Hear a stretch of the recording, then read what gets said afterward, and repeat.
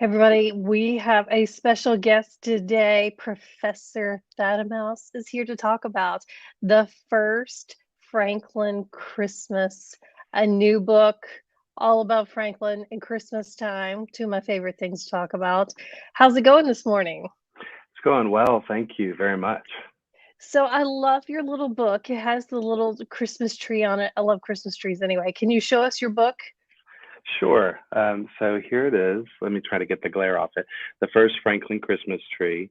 And you'll see the tree in the town square. And then there's also a companion coloring book that goes with it as well. So kids can um, color along with it. It follows the same illustrations, and I've added a few extra fun illustrations in there. So it gives them something to do a little bit before Christmas as they're waiting that Christmas morning that's coming. Yeah. Tell me Yeah. about your book and why you chose to write this about Franklin and the Christmas tree. Yeah. Well, um, I've been in the Nashville area for about 25 years now, in Franklin for 16, and just love the town, have fallen in love with it. And Christmas has always been my favorite time of the year since I was a kid. And the story actually came about with a friend of mine whose name is Heath. We have been um, getting together at a local eatery, McCrary's Pub, for the last 10 years. And we've just been great friends through the years and found we both loved Christmas. And as phones got smarter and we could take video, we would head Yeah. down to the tree after we'd leave McCrary's, and we would, just enjoy the tree. But um, and then I got this silly idea one day to, hey, let's plant the Franklin Christmas tree. And so we actually do this whole bit, and it's on Facebook, called Under Franklin Christmas Tree, where we plant and grow the tree. And then about a year ago, it was actually last Christmas, I was driving to a friend's house for Christmas breakfast. And I thought, this needs to be a story and how this actually came about. So it started with just two friends who enjoy Christmas and turned into a children's book on how the magic of the first Franklin Christmas tree came about. Yeah, I love that. I love that. So, in addition to writing this book, it's just released. You are going to have it available so people can come meet you and talk about the book, get and buy the book or the coloring book. That you've got some events coming up. Tell us about that. sure. On December 3rd, I will be at Hester and Cook, which is off of West Main in Franklin, and we'll be doing a signing there. I think we're going to be there between 1 and 3 o'clock on the 3rd. That's also the day of the Christmas parade in Franklin. And I will also be at the Dickens Festival. I'll have a booth there on the 11th and 12th of December.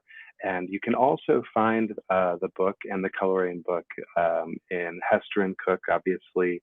But then at the factory, it's in two different stores, Times Past and Present, and also Fork of the South. And then, of course, I'm online at Amazon.com, and I think you can get it at BarnesandNoble.com as well.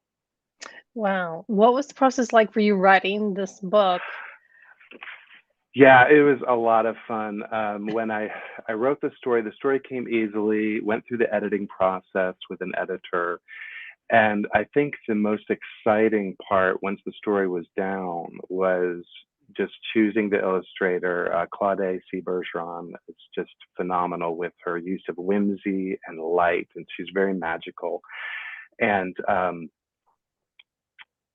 every day was like Christmas for me because she would send me a new message with a new attachment, with a new illustration or an updated illustration. And I mean, literally, this would be 2 to 3 times a day, and it was every day for about 2 months. And so it was just an exciting and very fun process. And literally, like I said, it was like Christmas every day for me to get a new email or message from her, just to see the development of the illustration.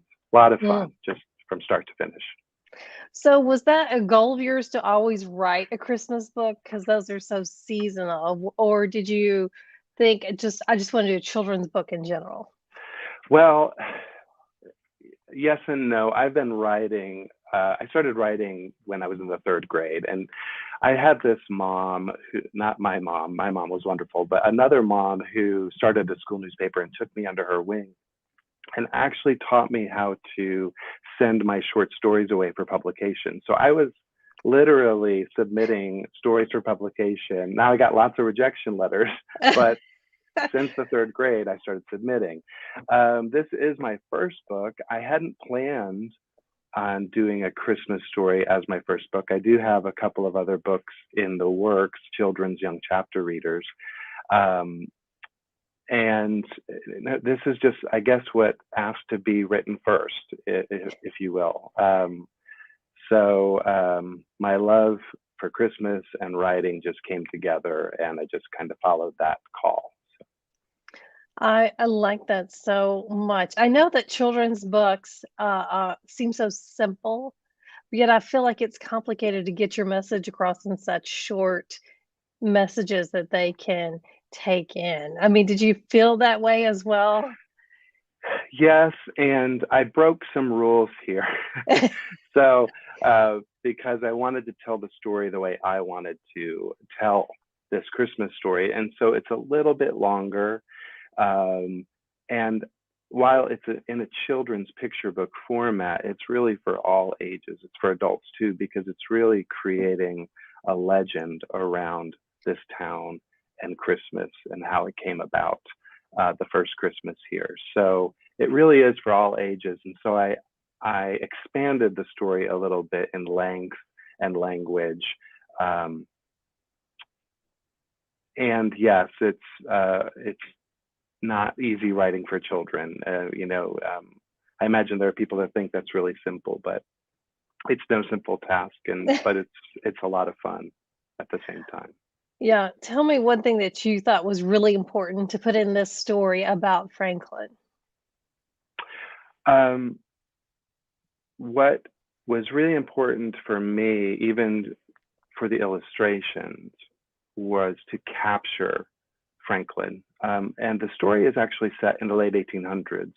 And we have a lot of beautiful brickwork because many of the buildings in downtown Franklin were built in the late early 1900s. So I took photos of those buildings, some of my favorite buildings, and sent them to Claude. And she captured them just beautifully in the illustrations.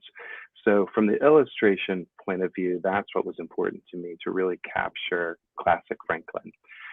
From the writing and the story standpoint, it was to really drive home the message that beyond gifts and presents and even trees, the tree is really a symbol of community and people, family, friends, and neighbors, all just coming together in friendship and family and love, and as neighbors to do something together and make something happen together, and to get across that in Franklin.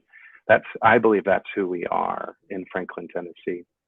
That you can be sitting next to a stranger at a restaurant and strike up a conversation. I've seen it Mhm. happen. I've had it happen a ton of times. And that's, to me, the heart of Franklin. And that's what I really wanted to come across in the characters and the story.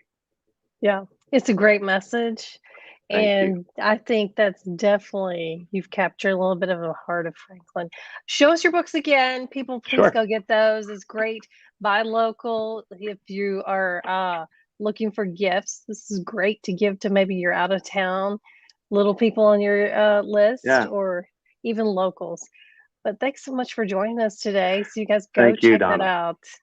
December All right. 3rd is your first book signing, right? December 3rd. Yes, at Hester and Cook. At Hester and Cook. All right, Yeah. Day go of the meet. Christmas parade.